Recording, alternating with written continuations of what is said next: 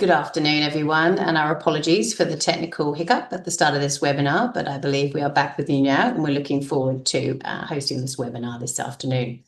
I'd like to begin by acknowledging the traditional custodians of country across Australia and recognise the continuing connection of Aboriginal and Torres Strait Islanders. We pay our respects to elders past and present and extend that respect to all Aboriginal and Torres Strait Islanders joining us today. My name is Catherine Luckin, and I'm the Chief Executive of the Australian Academy of Health and Medical Sciences, and I'm delighted to be hosting this webinar today. A very warm welcome to you all, and thank you for joining us for this first in our Skill Up series, a new part of our Life as a Clinician Scientist program, the Academy, looking at the topic of publishing your research strategies for success.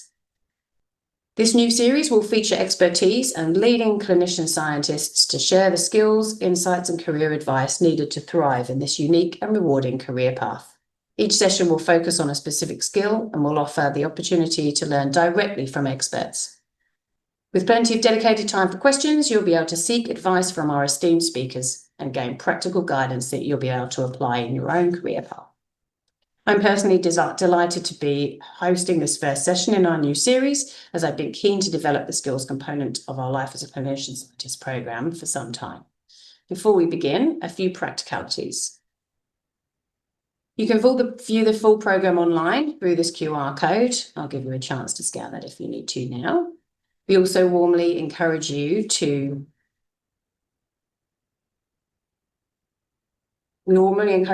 ask questions throughout the webinar. There'll be plenty of time for questions at the end.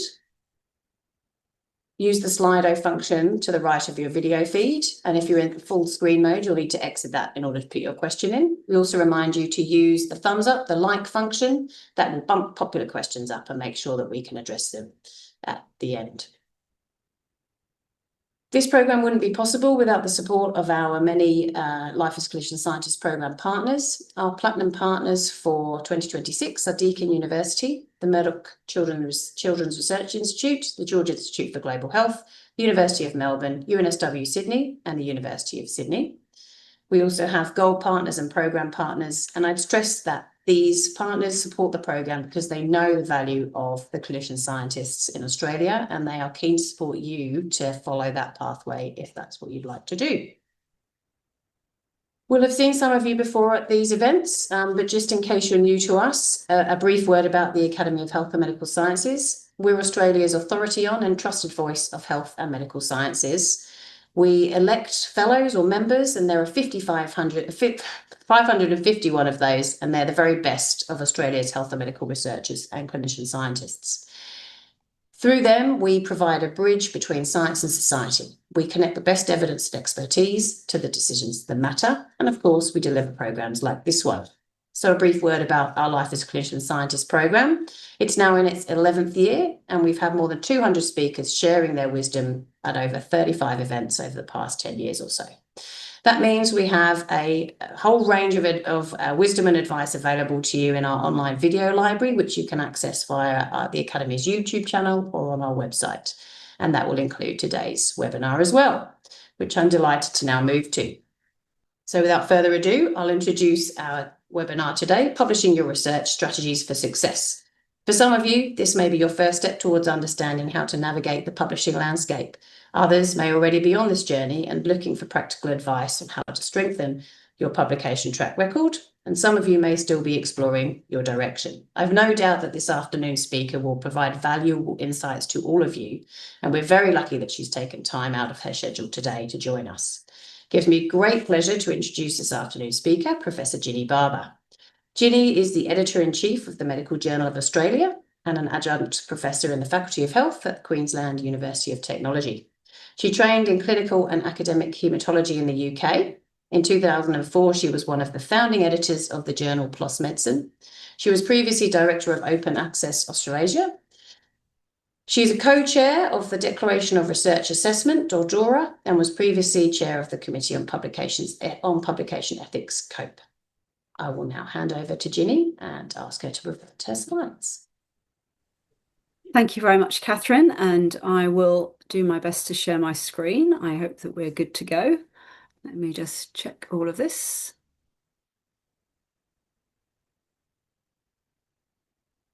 All right. I hope that's all going okay. Please, somebody give me a thumbs up or a shout that if you can see it. I hope that's all good.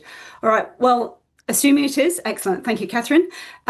So thank you. I'm really delighted to be here today. As Catherine said, my name's Ginny Barbour. I'm the editor-in-chief at the Medical Journal of Australia.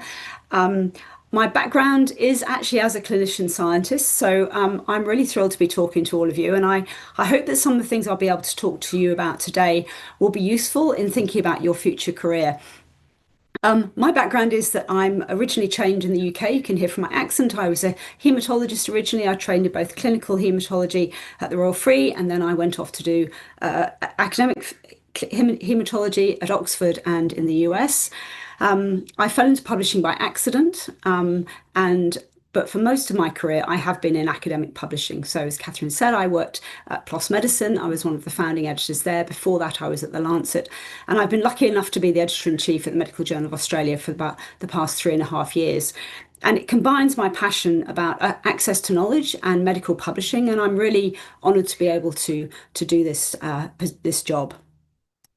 So I too would like to acknowledge the traditional owners of and custodians of the land that I and all of my team work across Australia. We have staff in actually every state and territory except for Western Australia. So maybe that's a place for somebody who's interested to come and work with us.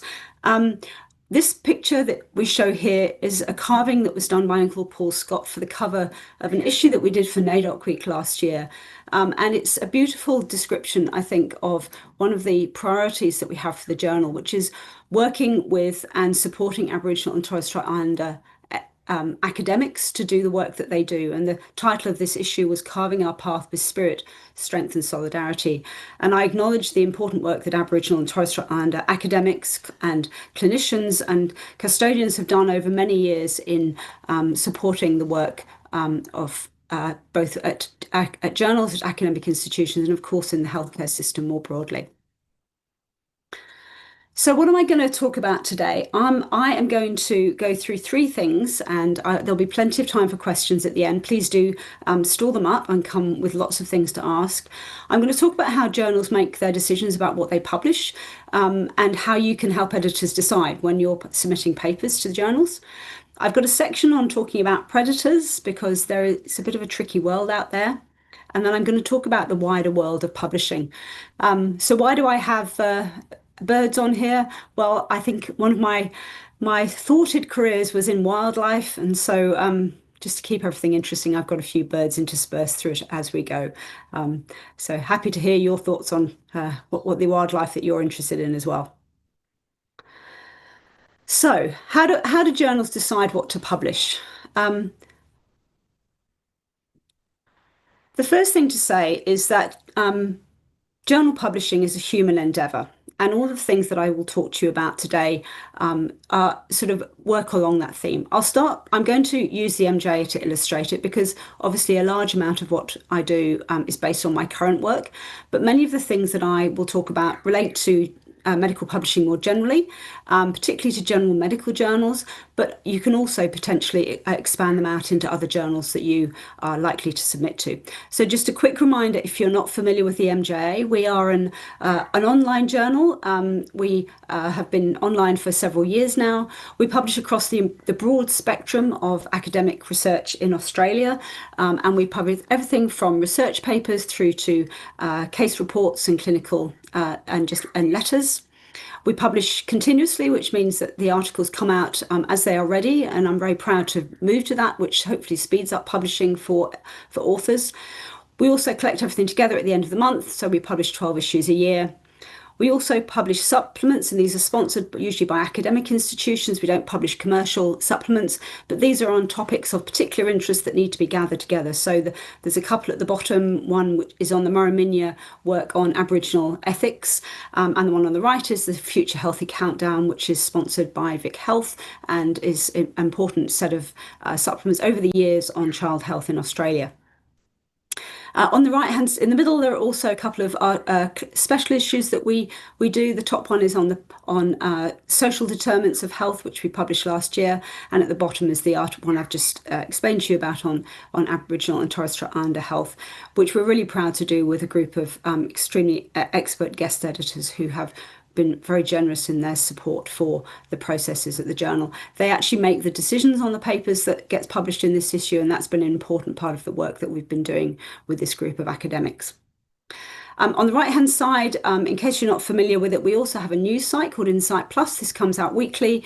We're always keen to have articles submitted for it. It's a sort of much shorter way of getting information out, particularly to practitioners.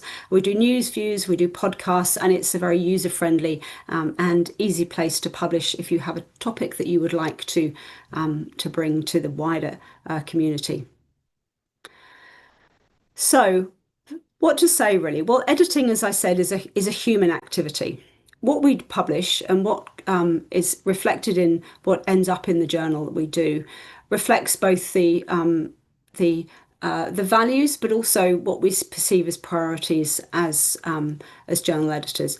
In the slide I showed you previously, articles, just for example, from the past couple of weeks, are ones on guidelines to do with in acute coronary syndrome, the approach to a psychological approach to management of mass incidents such as the Bondi attack, a set of reviews on fetal alcohol spectrum, and a paper on malignant otitis media. So for us, those are some of the papers that we've identified as priorities. And there is but for all papers, and you'll hear this at all journals, there is a mix of both the objective assessment and the subjective assessment. So what does that mean? So an objective assessment is what all journals aim to do. Papers need to have a clear hypothesis or ideas. They need to have good design, planning and execution, the appropriate analyses, and obviously the correct governance. And I'll go into all of those in some detail. The subjective side of it is harder, obviously, because you might say, well, one journal might make a decision that a different journal would not make. And that's absolutely true. And I think that is one of the things that can often be very frustrating for authors who submit to a journal, because they don't fully understand why a journal's not considering their paper. Because in the end, we all journals have an audience, and we look to provide articles that we think are of relevance to our journal's audience. Now that can change over time for sure. And for example, I have a high priority at the journal at the moment on a number of different areas, which I'll talk to you about. And so what the composition of a journal looks like now might be slightly different to what it's looked like previously. So that will come on to another tip that I'll give you about how to pitch your articles to a journal. So these are the ways that I think about what we want to publish at the journal. So there's 4 broad areas. The first one is high burden of disease in Australia. And the clue is in the name. We're the Medical Journal of Australia. We're not the Medical Journal of South America. We're not the Medical Journal of Southeast Asia.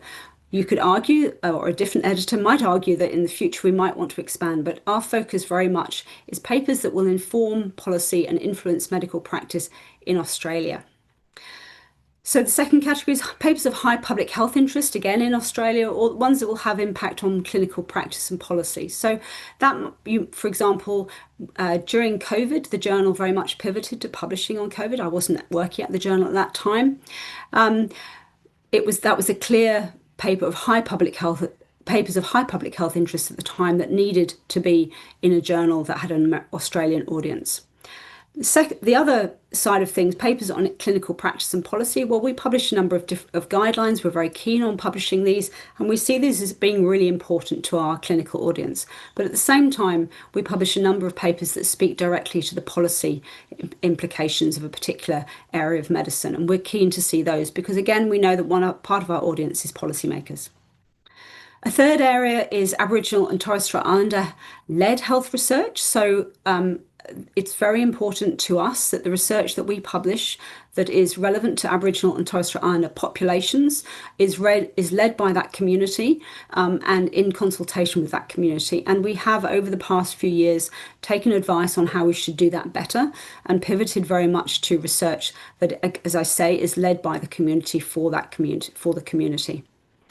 And the last part is uniquely Australian research. Well, what does that look like? I have to say, one of my happiest moments as an editor was a year or so ago when we were able to publish a paper which had a platypus on the cover. Which talks to my interest in wildlife.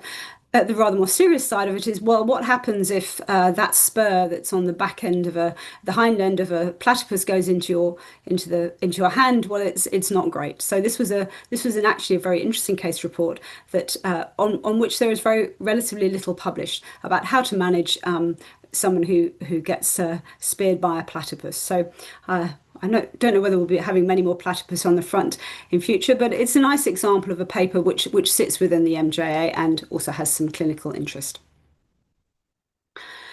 So how do we make decisions overall? And this would be broadly true for pretty much any journal that you will come to. It's going to look like a rather complicated slide, so I'll take you through it, but I just want to give you some sense of I guess, not just the complexity, but also the sort of the care that goes into making decisions at journals.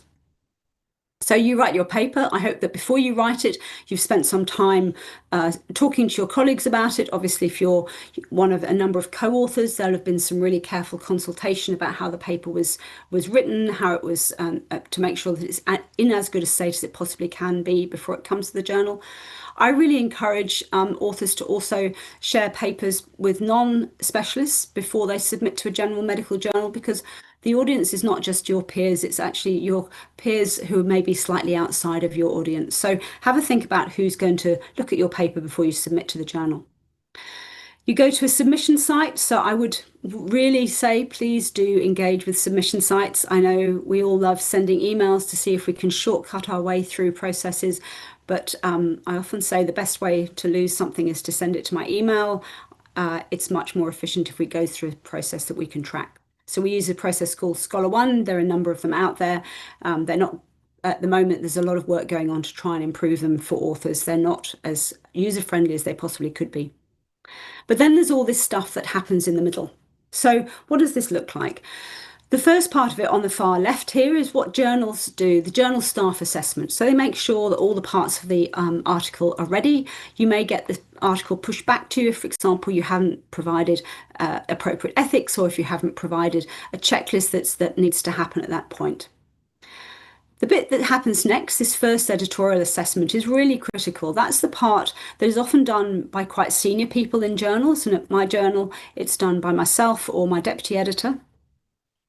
And this is the first triage, as it were. Is the paper broadly acceptable? Is it in scope? Does the methodology look broadly okay? What about the conclusions?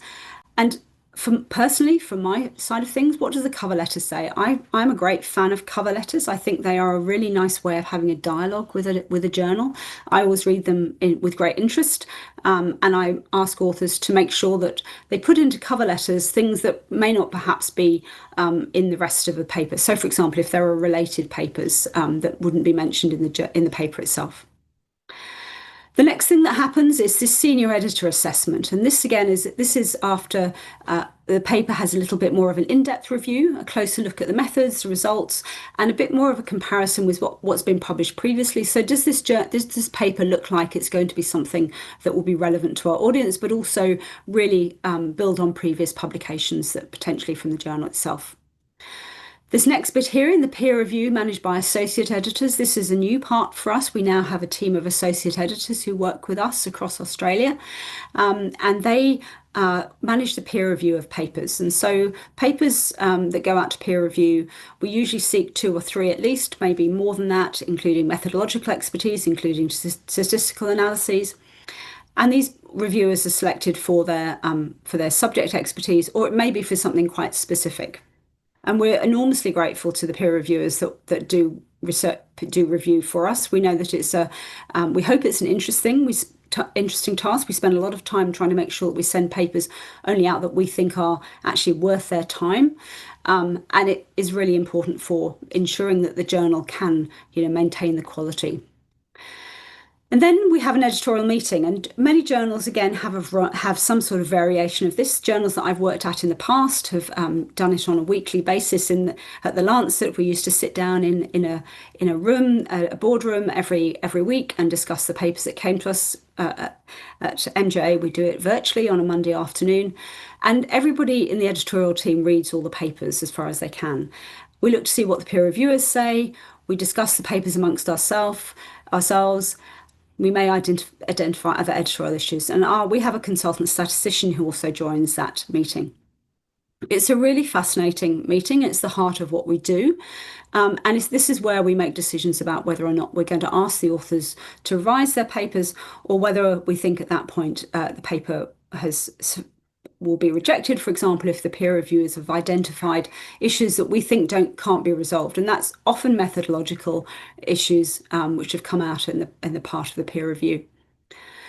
And then if that's the case, if we want to pursue it, we ask the authors to revise. And I hope you may be familiar with the types of letters that we get, which will summarise our comments and summarise the comments from the peer reviewers. And often there'll be some technical things to do at that stage. There may be a process of this going around this a few times. We hope not. We try as far as possible to minimise the number of revisions that need to happen. But hopefully once it's gone through that process, then the paper gets accepted. It goes through some technical editing, and it will be published online. So we have a pretty small team that does all of this. At the MJ, it's myself. I have a deputy editor. We have 2 senior editors. We have 5 associate editors who work with us. Everybody is part-time, apart from the deputy editor actually at the moment. And then we have a small team of 2 people who work post-acceptance to do the technical editing and the managing of the process. So we're aware that we're a small team, but we rely enormously on the community around us, particularly that supports the peer review.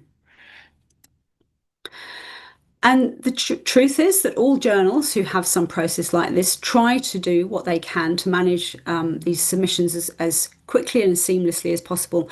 At the MJ, we get 1,700 plus submissions in a year. That doesn't include all the informal submissions that I get.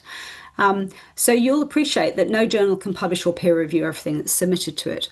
I put a high priority on giving manuscripts an appropriate, timely and respectful process. People sometimes say to me that if they're going to be rejected, they'd like to be rejected quickly rather than being rejected slowly. And we do what we can, particularly this early part up here, this first editorial assessment and this senior editor assessment. Can we identify early on papers that we think that we're not likely to publish? And if we can, then we hope that that is a useful feedback for the authors at that stage. Okay, so let's unpack how we make some of these decisions. So I've talked about the broad outlines of what the MJ looks like, and I think for what a journal is thinking about, generally you can boil it down into 4 things. And I would say that one of the things that we do is we also ask reviewers to consider papers according to these criteria. So the first one is the relevance to a journal's audience, and I've talked a little bit about what that looks like for the MJA, and I'll do that again.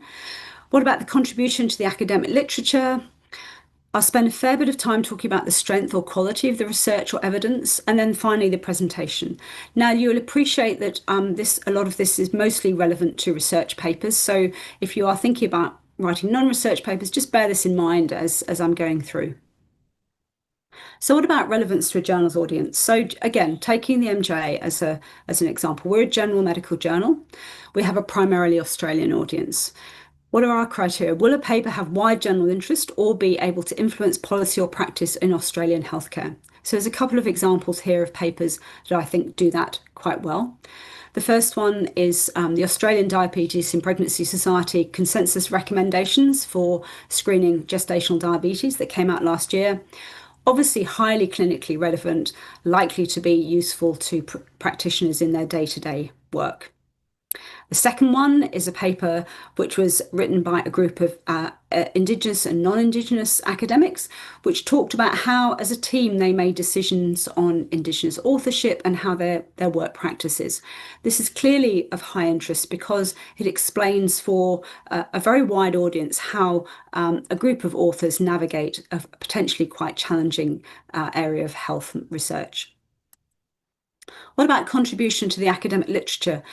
Well, I think journals would probably like to say to you that they want to publish, the most exciting thing, the newest thing, the sort of the really high profile piece of research. But in the end, we all know that every piece of research builds on what's been published before. So I take that very seriously, and I think in particular when we're thinking about Australian research, it may well be that research that has been published elsewhere, or that it may build on research that's been published overseas with an application to the Australian audience. So, for example, this is the first one is a paper on long COVID, which we published in 2024. Still a highly relevant topic.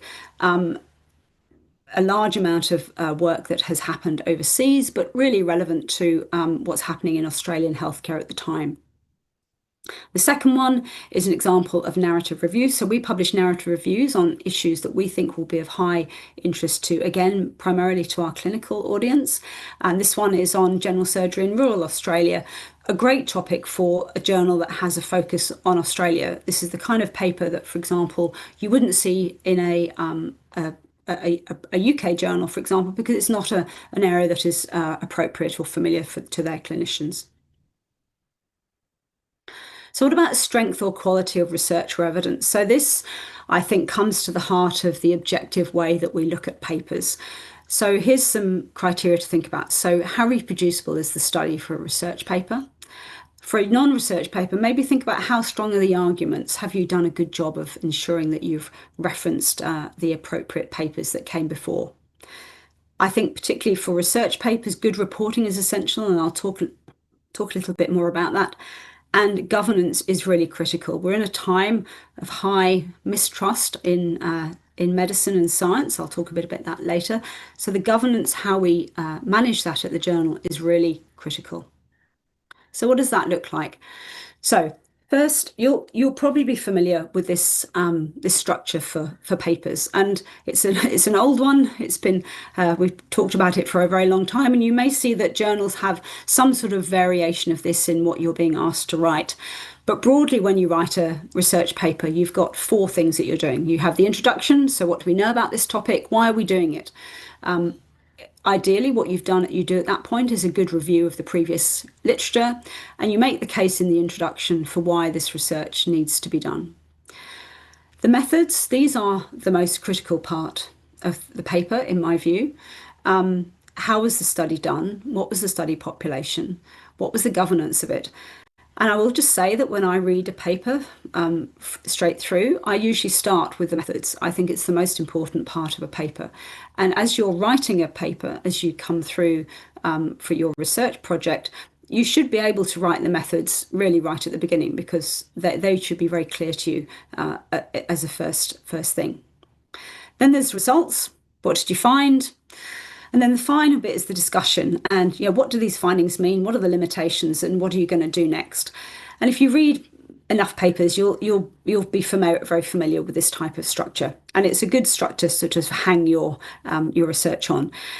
The challenge, of course, that we have is that in the end, what you're doing when you're writing a research paper, you're somewhat telling a story, but you need to tell it in a structured way, and it needs to be done in a way that somebody who is potentially not familiar with your area can pick it up and understand what they're reading. The first part of this is actually the abstracts and titles. So we use this at the journal. It's often the first thing that we read up when a paper comes in. It may be very important if the paper is going to be considered for inclusion in systematic reviews down the line. So abstracts and titles, I think getting those right are a really good part of a process for writing a paper. I personally like having descriptions of study types in the title. It tells you very quickly what you're looking at and what to expect. And the thing about abstracts is that very often the abstracts may be the only part of a paper that's read, particularly by somebody who is deciding whether or not to dive into it more deeply. Some research was done a little while ago that actually showed the part of the paper that is most read is the last sentence of the abstract. So, once you've actually got your paper into shape, it's worthwhile spending a fair bit of time on the abstract. The critical thing, however, is that abstracts must absolutely reflect what's in the rest of the paper. So if you put something in the abstract, it needs to be there in the rest of the paper. It's very important that you don't have something in the abstract that is not backed up elsewhere. So what does this look like? You can apply the IMRAD structure to an abstract, and this is a paper that we published back in 2023. So first off, the introduction. Actually, I think the title and the objectives, that gives you a good idea of what the introduction, what the equivalent of an introduction. So this is a paper on health and well-being in aged care workers, and as you can see, after the colon, it's got a description of what the study type is. Then you go into the methods. Well, you've got the design, the setting, the participants, and the outcome measures. So what are you going to measure? Where is it done? Who were the participants, and how did you decide what you were going to measure? Then you have the results, and these again need to be really succinct so that somebody who's not necessarily involved in the paper can read them quickly and understand whether or not they want to look at the full paper. And then the conclusions again, and these need to be, appropriate and don't need to not overstate what's in the abstract itself. Right down at the bottom, you can see this actually also has a trial registration number. Actually, this didn't need to have a trial registration number because it's not a registered clinical trial, but actually it's very good practice to do registration for prospective studies because it gives a degree of confidence in what was planned versus what was actually reported. So coming on to reporting, I think if there's one thing that I would really urge you to think about as you are going through writing your paper is to think really carefully about what reporting checklist you're going to use. If you're not familiar with the Equator checklist, Equator website, I would strongly encourage you to look at it. It originally started in Oxford. It now has a number of nodes worldwide, including one at Bond, and it's all around essentially showing what the quality is of health research by improving transparency.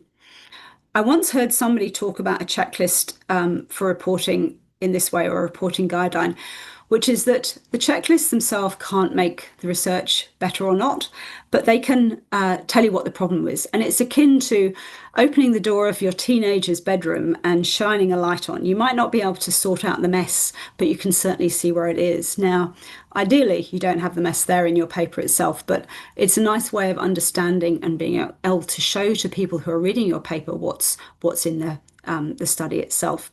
And I often think that although they are not designed themselves as tools for doing studies, they can, if you think about it early on, help you make sure that you're not missing anything critical. Which are the ones that are most important? So it's these ones at the top. There's the consort guideline, the one for STROBE on observational studies, which is called STROBE, and the one on systematic reviews, which is called PRISMA. And there are many, many different varieties of these. And if you submit to the MJA, a research paper to the MJA, we will ask you to provide this at the time of submission. If you don't provide it at the time of submission, we'll be asking for it at the time of revision if we get that stage. It's a very helpful tool for us. So just an example of why these are useful. So this is a paper called the Tidier checklist, which was published in the BMJ. I was one of the authors of it. I was not the lead author, but I was lucky enough to be part of the group that helped develop this. And this is about making sure that when you write a paper, you actually describe the interventions sufficiently so that somebody who's working in that area can go on, look at your study and do the intervention that you described. And as the paper says, if you don't have this complete published description, clinicians and patients can't reliably implement this, and they can't replicate it, or they can't build on the research findings. So what does this look like? There's a checklist here, so I'm not going to take you through it. It's a bit small, but you can see it's numbered. It's quite short. All of these papers have a descriptive paper associated with them, but essentially what the checklist does, it asks you to report against each of these. So in more detail, this is what it looks like. So item number 3, for example, is if you did an intervention, describe the physical materials it used in the intervention, including what went to participants or in the delivery, etc., etc. It's a very clear way of saying to your audience, what did we actually do? And it's an important part of the discoverability, the making sure that your research is sufficiently can be reproduced. All right. The other part of reporting guidelines are flowcharts, and you'll see these as often the first figure in any paper that has been reported appropriately. So here's a paper that we published back in 2025. It's a pragmatic randomized clinical trial on resilience to weather-related and seasonal provocations to health in people with multimorbid heart disease. What does this do? It tells a great story. So here's the checklist. Here's the flow chart that's associated with it. What story does it tell here? You can see right at the beginning, this was a really hard study to do. There were 1,389 people that were assessed for eligibility. You can see on the right the way that they were all excluded or not excluded. And at the bottom, you can see there were only 206 people who eventually ended up in the trial. One of the reasons that we thought this paper was particularly interesting to publish was because the sheer difficulty of doing it. And I think that you can do a great job of explaining that story if you do good reporting through your checklists.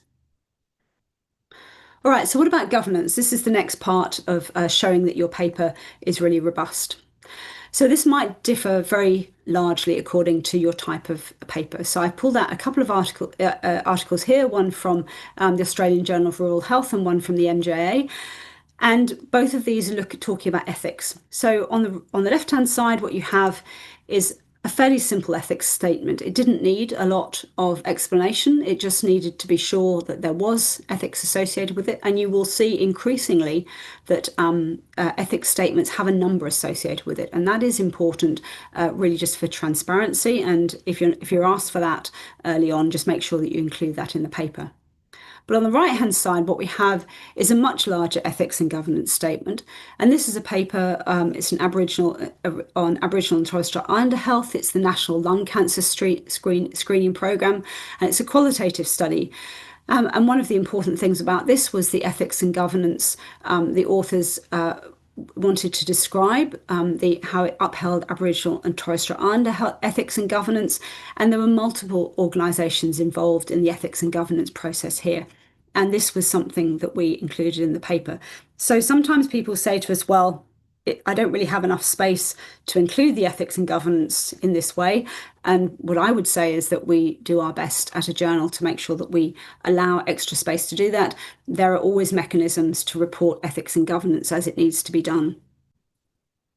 There are also different types of consent. So one of the things to be aware of when you're thinking about consent is what type of consent are you looking for? So different people have to give consent for research studies. So it may well be that the participants have to give consent. So this particular study, which was from the Australian Journal of General Practice on the left-hand side, they had to get consent from the GPs.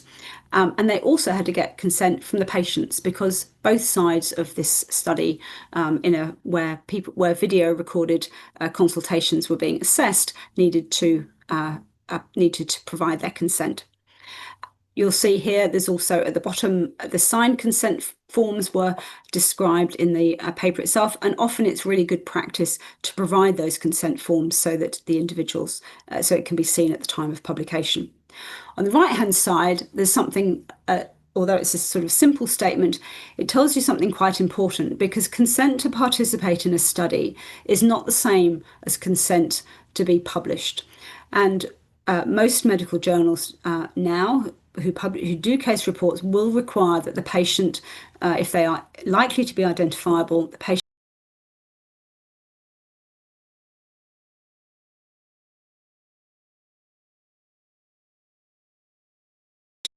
provides. We don't have the capacity to hold clinical data, but we do need to see that the patient has themselves provided consent for publication. And it's very important when you're considering writing these types of papers to consider that early on.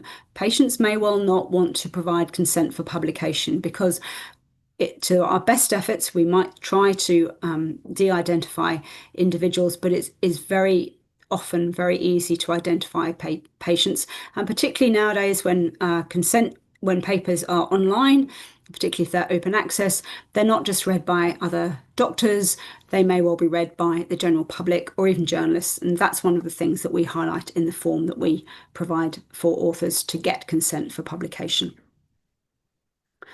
And then registration, I talked a little bit about this early on. There are a couple of times when it's ways to do this. You will see nearly always that this is part of the abstract that's provided. This is the Australian clinical trial study number here.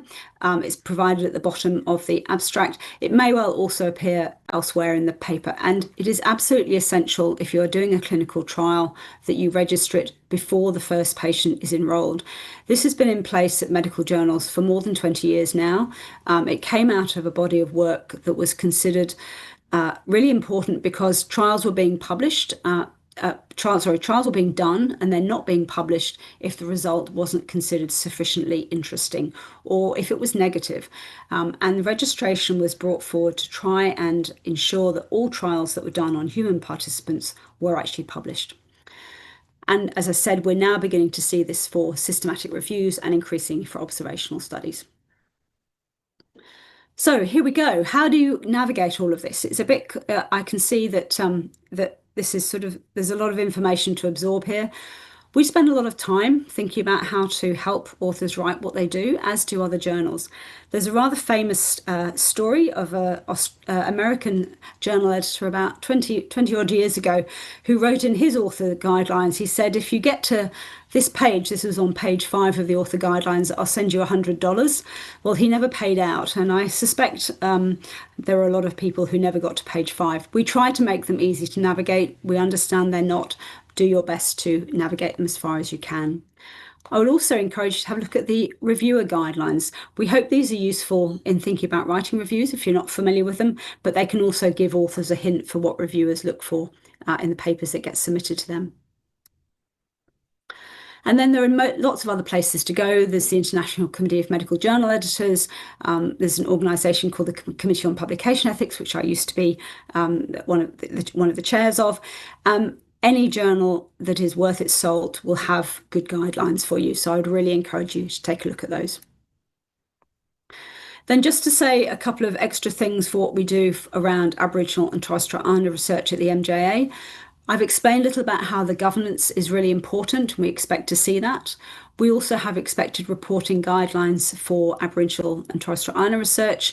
We also expect specifically for the data is reported appropriately according to the CARE principles, and that you look at when you manage the data in a way that is respectful to that population. We do our best to have the papers reviewed by Aboriginal and Torres Strait Islander, at least one reviewer who is from that community, and traditional knowledge is really important. That is identified throughout the paper.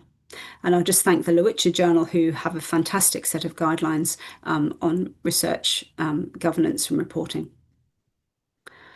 Okay, then finally, what about the presentation? So I think if you go through a lot of what I've said, you'll understand that there are ways to present it really well.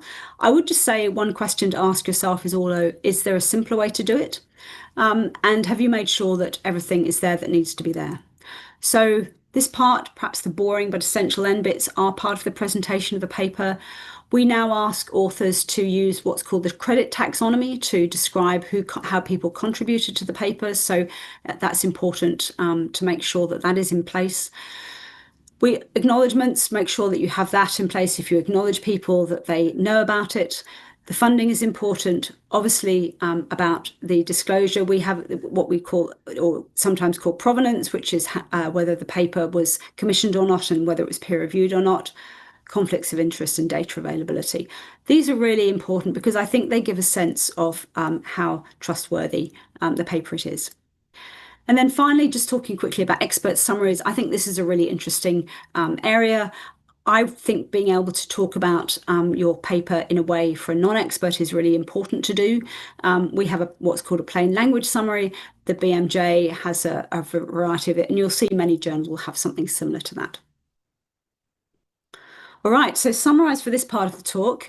Read your author guidelines. I think if that's one thing I could really encourage you to do, please do that. Make sure you've read the journal as well. I mean, it's often the case, as I said, journal priorities may change. So have a look at what it's published recently, look what they care for with regard to quality, and then it seems rather obvious, but write the best paper that you can. All right, so I'm going to go to talk to two more things. I'm aware that we started a little bit late, so I will go through these fairly at pace, but I'm more than happy to talk about them later. This is the beautiful cassowary from North Queensland, which is not necessarily a predator, but I think gives a good idea of what to look out for. All right, so how trustworthy are these invitations? I suspect if you spent any time in publishing recently, you will have got lots of invitations to write for journals. So this is just a snapshot of some of the things that have been in my inbox recently. So the Journal of Vibration Engineering, goodness me, I don't think I'd publish in that. And there's an email that looks very odd. What about this one? Well, this was addressed to Dr. Van der Weyden, who was about 4 editors back at the MJ. It's definitely not me. And it's also gives this sense of urgency, like if you submit your paper by February the 27th, 2026, we'll submit it, we'll publish it. So this idea that is, preying on the kind of psychological characteristics that we all know that are used to try and get us to engage in potentially problematic actions. What about this one? Has a very odd opening. I don't know many people that start their emails with greetings, so I think I'm probably going to read the rest of it rather oddly.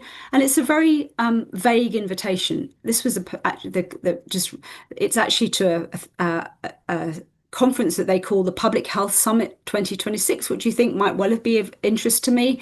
But it's something that really is not sufficiently spelled out for me to think that it's probably legitimate.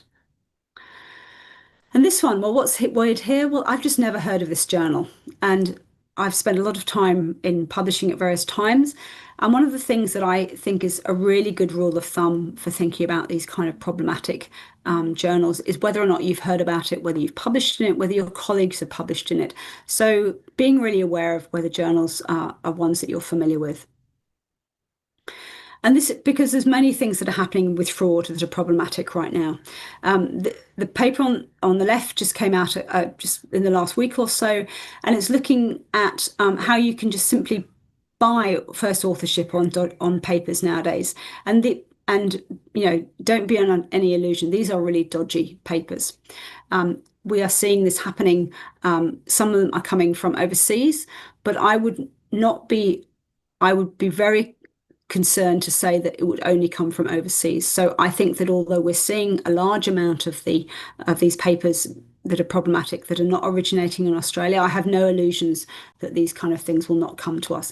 And just to be really, really clear, this is illegal, this kind of action, and it is not it's highly unethical.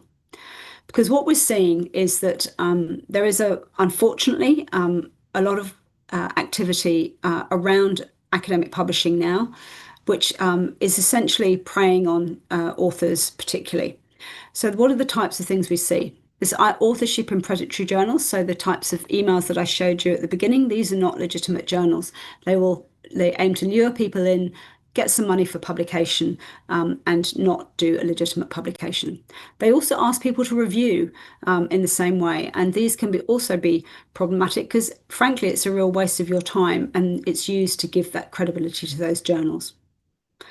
Third bit is being sold authorship in paper mills. So I showed you that in the previous slide. This is incredibly blatant now and simply, and unfortunately, very widespread.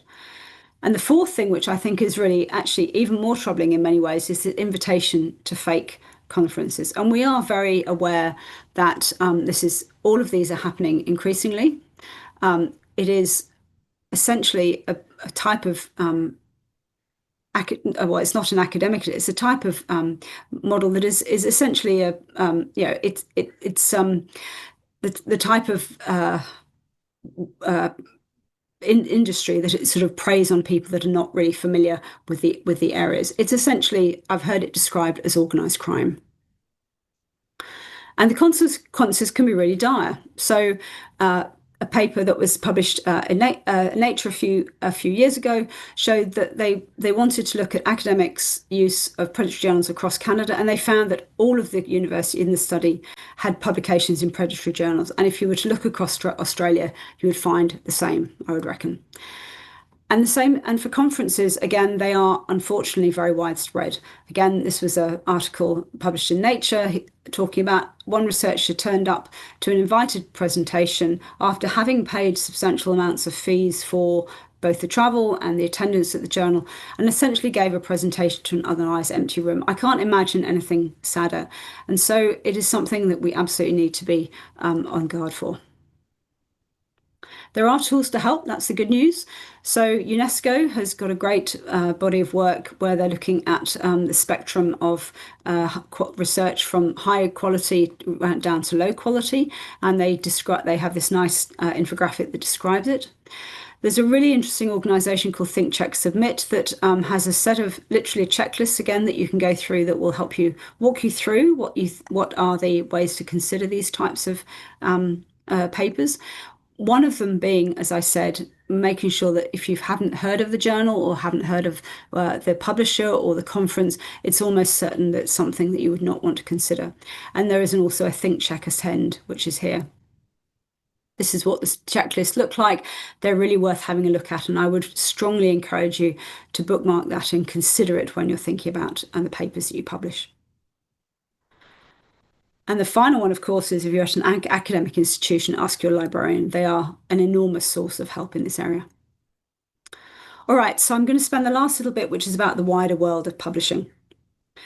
So I think I've said this at pretty much every talk I've given for the last 20 years. We're in interesting and rapidly evolving times. I think it seems to all of us that it's accelerating at the moment. I still do think academic publishing and medical publishing is one of the most fantastic things to be involved in, but it's probably one of those areas where we just need to be really savvy about what is happening out there. I've talked about some of the predatory practices you need to be aware of, but there's a few other things I'd really encourage you to be thinking about. The first one is around open access. So we are moving from an ecosystem where primarily access to journals was through subscriptions to where open access is through article processing charges, or the type of read and publish deals that we see in Australia that are currently moderated by the Council of Australian University Librarians and a number of different publishers, including Wiley, which is the publisher that does our distribution at the MJA. But there's a lot of conversations about the financial models for that, and I think it's fair to say that that is changing, and over the next few years we'll be seeing some thoughts from both funders and society and potentially government about what they want to see for funding in this area. I think open science is really important to think about. The UNESCO Open Science recommendation, which I was involved with right at the end when it first was drafted, is now here to stay. And that's not just around open access to papers, it's open data, it's open research methodology, open infrastructure. And it's a really important movement, I think, again, for both reproducibility, but also for public trust in science. And then I talked a little bit about the idea of the types of data that we want to consider. So it's no longer the case that it's okay to have data that's just available with no sort of way of thinking about it. So that you may have heard these acronyms. So FAIR is findable, accessible, interoperable, and reusable. There's the CARE data, which relates to Indigenous data, which is calls for collective benefit, authority to control, responsibility, and ethics. And we want to avoid this concept of badder data. And this is a really interesting paper that talked about this and among other areas in Indigenous data governance from the Lowitja Institute, which talked about the concept of badder data, and that is blaming data, aggregate data, decontextualized data, deficit data, and restricted access data. And it's this idea that data has for so long been used to frame a deficit for Aboriginal and Torres Strait Islander and other Indigenous research, and that we need to move away from that. So again, if you're publishing in any of these areas, I'd really encourage you to be familiar with these terms. There's work going on reforming of research assessment. I mentioned that I'm one of the co-chairs of DORA, the Declaration on Research Assessment. There's a fair bit of work happening internationally. South America, it's FOLEC is the organisation that's involved in that. In Europe, there's an organisation called COARA. And I'm pleased to say there are some universities in Australia that are beginning to take this very seriously, including QUT, where I'm an adjunct. Why does this really matter? What does reform of research assessment look like? Well, it's moving away from simple indicators such as just citations to journal articles, or citations when they're derived put into things such as impact factors. They're a really poor way to assess research or researchers. We've known this for some time, but it's important that we move towards a system where we can really we can really assess not just research across a diverse set of outputs, but also assess researchers in a way that recognises all the work that they do. One of the challenges that we know, I've spent some time working on this problem, is that research assessment is a really complex problem. It's intertwined with open science and it's intertwined with integrity in science. And part of that is also who's allowed to be involved in science and academia more generally. On the left-hand side, I've put one of the pieces of material that we developed a little while ago, which talks about if you really want to think about how you change research assessment, or indeed change the culture of science, you have to think really carefully about who's allowed to participate in it.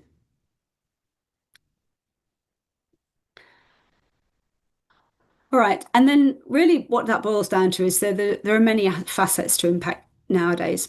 It starts, of course, with who reads the research, and I hope that one of the things I've done here is give you a bit of thought to think about the readers of your papers, not just and people outside of your area, not just your immediate peers.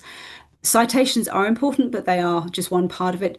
But it ranges all the way down to, did it get good coverage on social media? Is that important to you? Was it important if it was in the press? I think Wikipedia is still an incredibly important place for academic research to appear. And increasingly, we are seeing, even with AI, Wikipedia is a trusted source for many of the concepts that we're familiar with. Moves down towards clinical practice change, cultural impact, policy change, and legislative change. And I'll just highlight one example of a paper an issue that the MJ was involved in which was led to, in the end, to legislative change. So you'll be familiar with the banning of engineered stone that happened a couple of years ago now. Well, actually, the first paper on that was published back in 2015 in the MJA, and I'm really delighted that we did that. It wasn't potentially an obvious paper for us to publish, but I often think, and predates my time at the MJ by quite a long period of time. But what it does, I think, is show the importance of journals of places of record for key issues. And this paper on an individual who developed silicosis after working with engineered stone was the first time it had really appeared in the medical literature in Australia. And eventually it flowed through into legislative change. Many other organisations were involved in it, and we were pleased to have been able to document it at various stages. All right, so I just would say, and I'll finish quickly, the imperative to do research well has never been clearer. We're in some really tricky times at the moment. This is a paper that came out a couple of weeks ago, which talks about how half of social science research could not be replicated. It's exactly the case for medical research. We are now at a point where I think a few years ago we would have said, well, we don't understand the size of the problem. I think now we absolutely do understand the size of the problem, and doing good research well and reporting it well and making sure that it is appropriately has the appropriate ethics and all of the governance is absolutely critical to ensuring that research can be trustworthy. It's actually even worse than papers themselves not being replicated. We know that AI is here to stay, and it's actually not just influencing things such as the papers that we see published. This is a paper that came out that described how a group of academics had come up with a completely new disease and had managed to spread it across the medical literature with alarming ease. If that can happen for something that is very obviously fraudulent, just imagine how easy it is for something that's maybe not so easily to spot. I think AI is really complicating publishing. At the moment, we feel that reviewers should not use AI for peer review. It may well be that in the future it has a place, but right now we're concerned that it potentially breaks confidentiality. We understand that authors are using it to write. We're very keen for them to tell us if that is the case, and if they don't, we would be concerned if we found that out afterwards. But the last thing I just want you to think about in relation to AI is this concept that we don't write to just write, we write to think. And there's this interesting paper from Nature Reviews Bioengineering back in the middle of last year that talks about the concept of writing is not just about reporting results. It often is, of course, but it actually compels us to think. And what we do, if we use AI to take that away, I really worry about what that means for academia more generally. We've got these problems with public trust in research. I won't spend too much time on this. You've probably seen these kind of headlines coming out. I think we have an absolute imperative as academics to make sure that our papers are trustworthy. Because we know that what's happening globally is really problematic. We're seeing the administration in the US challenging traditional journals and non-traditional journals about their processes. The distrust in science is kind of undermining potentially what we do as academics to support trustworthiness in science. And I think that it is incumbent on us to be aware of this and to push back as far as we can in this to make sure that what we do is trustworthy and can be supported. So what's my final takeaway? So 3 things to say. It sounds simple. I know, I appreciate it isn't. Just do great work, do rigorous work, report it well. When you're thinking about publishing, pick your journal carefully, think about its priorities, read it and understand what they're looking for. And then just be really mindful about what's happening globally. I would really encourage you to be aware of what's happening in the wider system to prepare yourself for what's next. Thanks very much. Thanks, Ginny. That was fantastic and really insightful. We have predictably a lot of questions in the chat, so I'll start firing away. And just a reminder, if you've got a question, pop it in the Slido chat. If you like the look of somebody else's question, click on the thumbs up because that will boost it up the list and help ensure it gets answered. So we've got about 20 minutes for questions, so plenty of time. So the first question, Ginny, probably one you're expecting, is what do you see as the role of generative AI in academic writing, and what is the MJA stance on it into the future? So you sort of addressed that a bit towards the end, but I don't know if you want to comment a bit more on that, and I suppose where you see the direction of travel in terms of the use of generative AI in academic writing.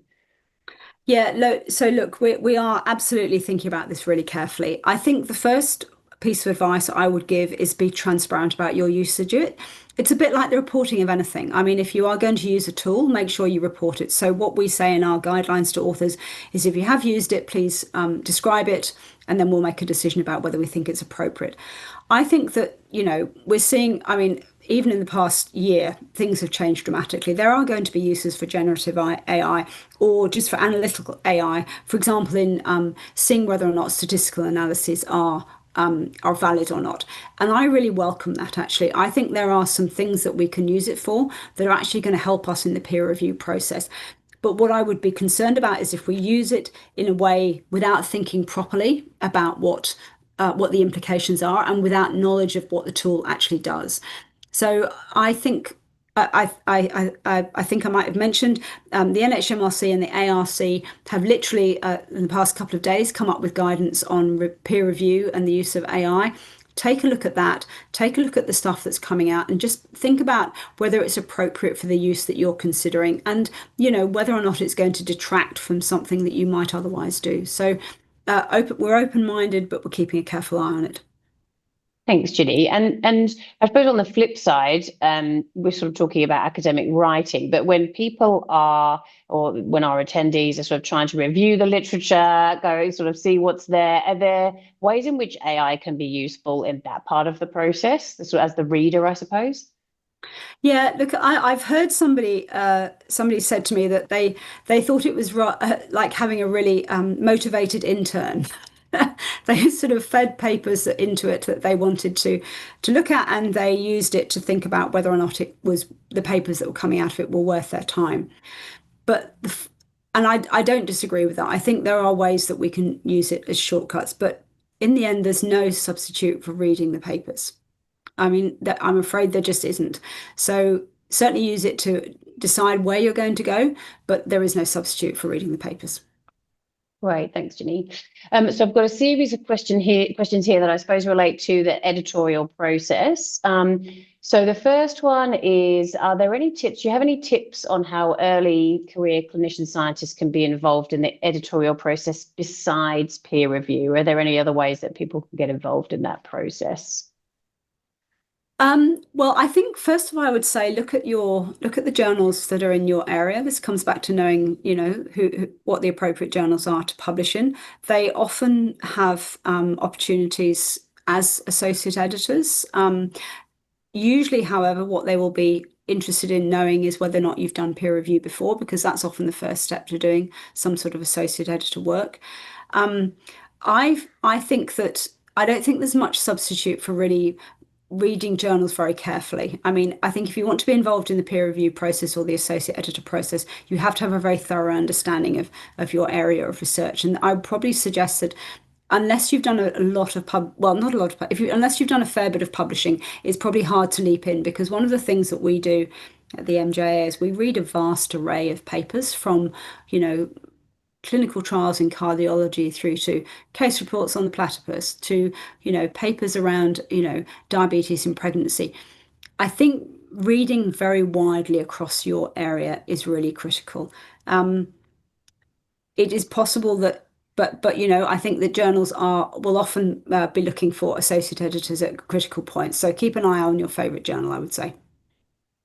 Thanks. And a related question, which is, I don't know how easy this one is to answer, but what's a realistic timeline from submission to publication, if such a thing exists?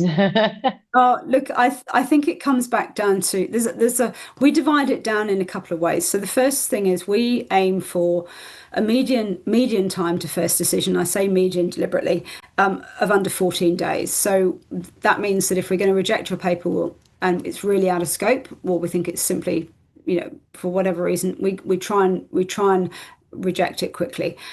The next bit is very dependent on the complexities of the peer review process. So we try very hard to, encourage reviewers to reply within a couple of weeks. But I can say there are times when we've had to invite sort of 20 odd papers, 20 odd reviewers before we get even a couple. And we looked at our stats a little while ago, and we found that in 2016 we were asking an average of 5 people to review a paper before we got sufficient reviews back. Now it's an average of 9, so it's already doubled.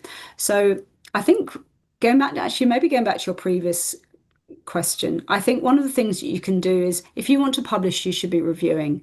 It's very frustrating for us when people don't do that, and I think it's part of being a community of a journal. So, if you do develop a good relationship with the journal and get a sense of what they want to do, you can help them, bring that review time down. I say on a general kind of ballpark is around 6 to 9 months. I would say, please don't ask us to publish something next week, because that's not happening. We like to be quicker, but that's about what we say. Thank you. And then another related question. Is there anything, if someone's written a paper, the question is there anything I can do as an author to help move the peer review process along, I suppose, other than responding to emails as quickly as possible? I'm sensing some frustration here, and I apologize for the MJ thing.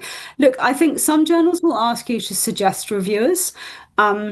One of the reasons why that can be problematic, and why journals tend to use it very cautiously, is that we know that there are scams within the editing system, whereby you get groups of authors suggesting their friends to peer review, and it can turn into a sort of a bit of a cartel. And so the slide that I showed where there was sort of 10,000 articles that had to be rejected actually came about as a complete subversion of the editorial process.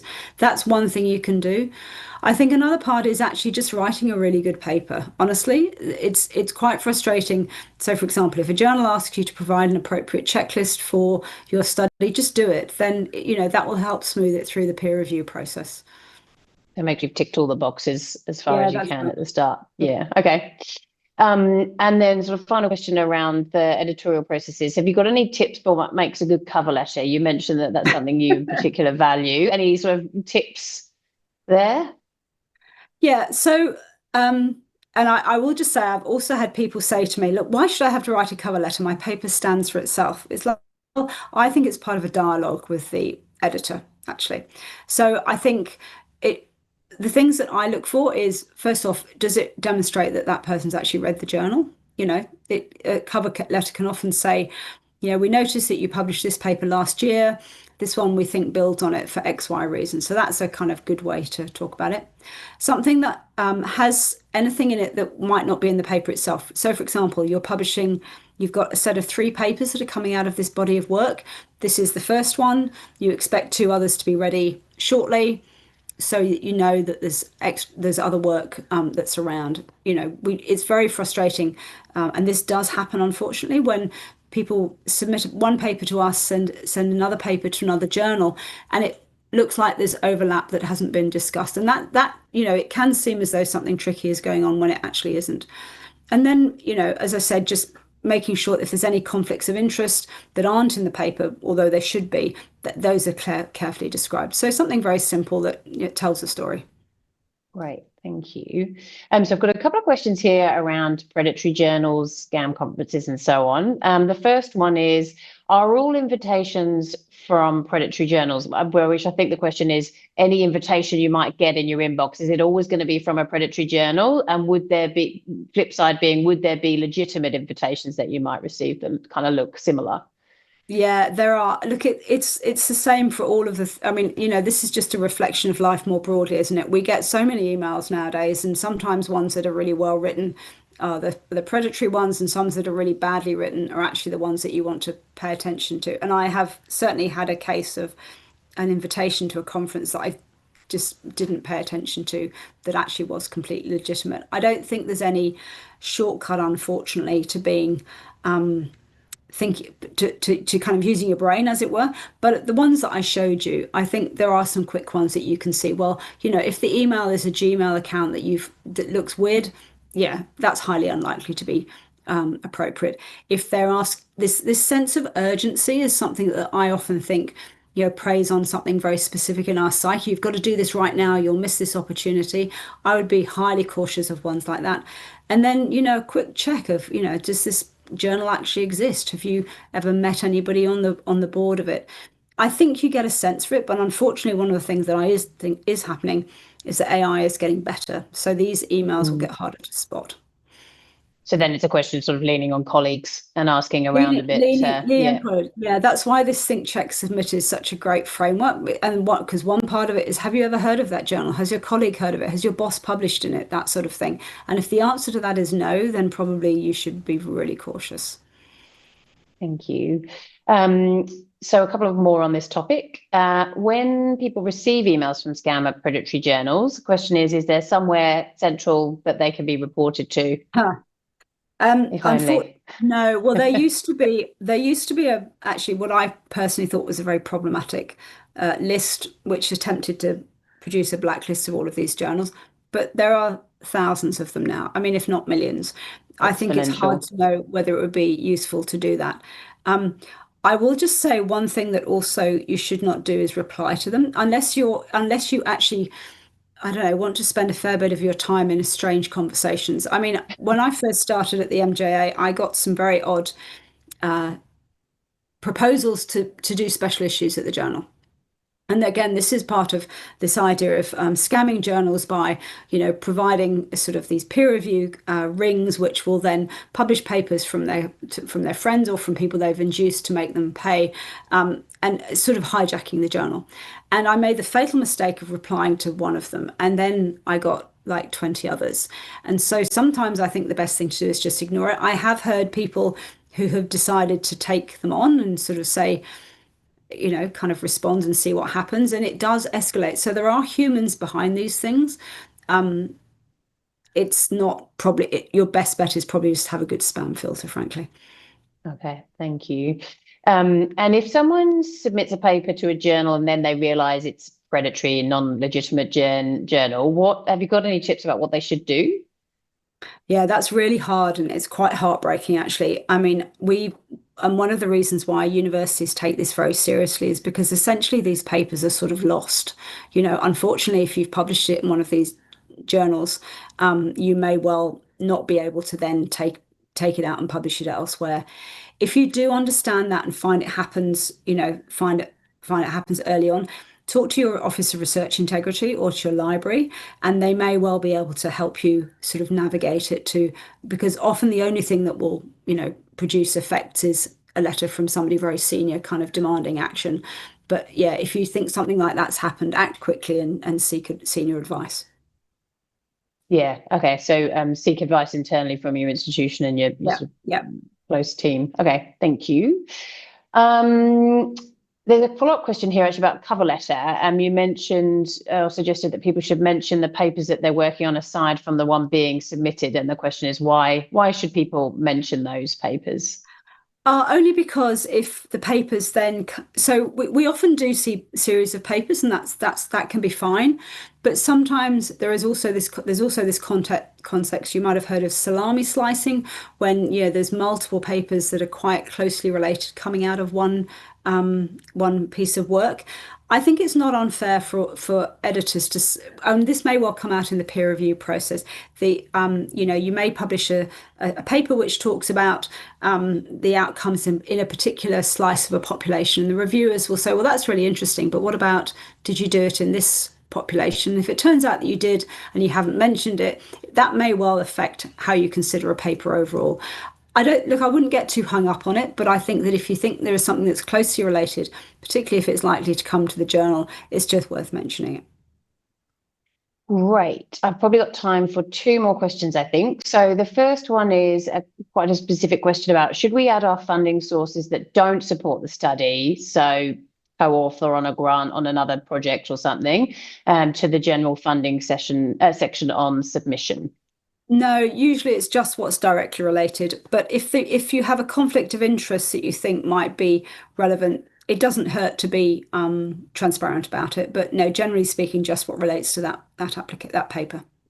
Well, I've still got questions coming in, Ginny. It's very popular.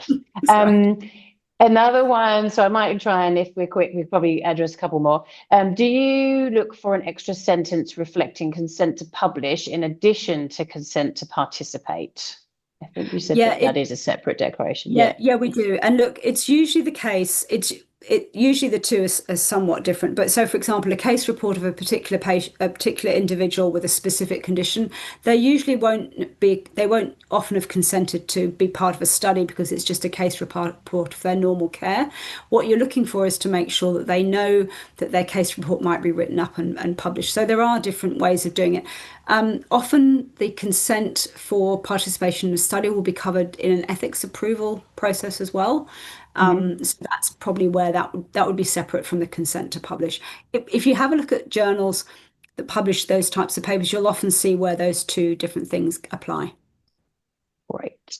Okay, so I've got two slightly more general questions that we might finish on here. So the first one is, do you have any tips in terms of, so they've sort of asked about science communication, but especially on how to articulate robust methods in light of current issues around misinformation, which again, you mentioned. How can people communicate their process and methods? That's a great question. Look, I don't think you can do any better than using a really stringent reporting guideline. One of the reasons we have guidelines, and to be honest, they come from a different industry. They come from the aviation industry originally. Everybody, when we're flying, we really want the pilot to go through the checklist on takeoff. It's kind of critical. And I think that, to make sure you don't miss anything. And I think that's what a checklist for a paper does. It just makes sure you haven't missed anything. So I think that's your best protection against making sure that your paper hasn't missed anything that can be considered reliable.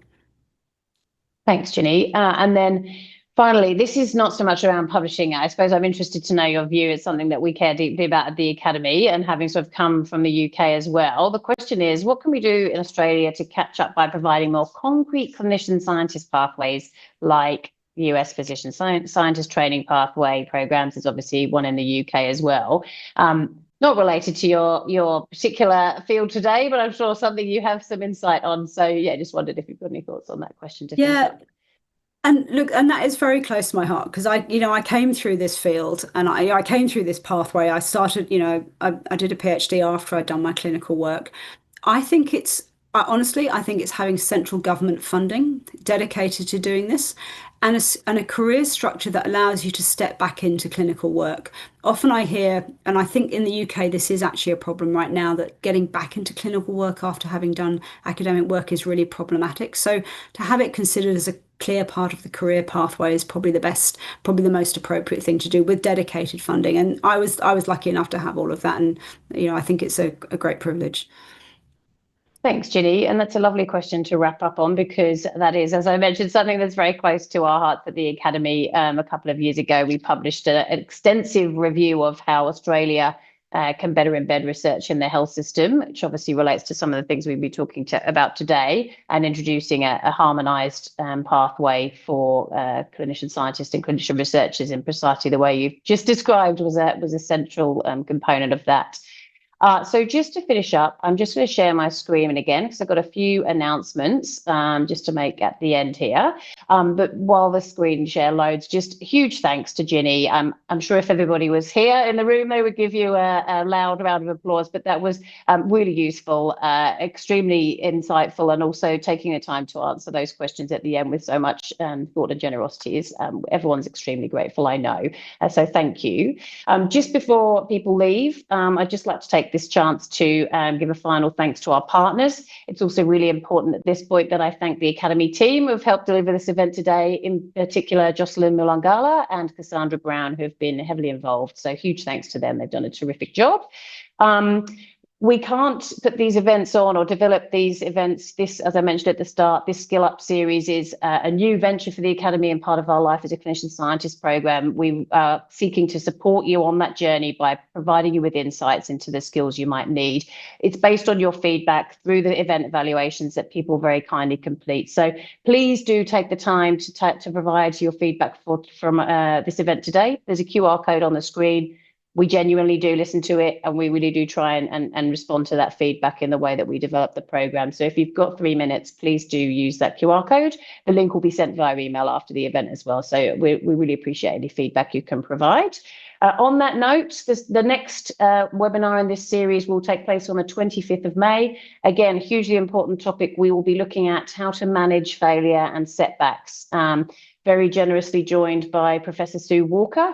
He'll be our keynote in that event, joined by a panel as well. I've seen Sue present on this topic before, and she has a lot of incredibly useful insights. So definitely one not to be missed. There's a QR code there you can use to register, and a link.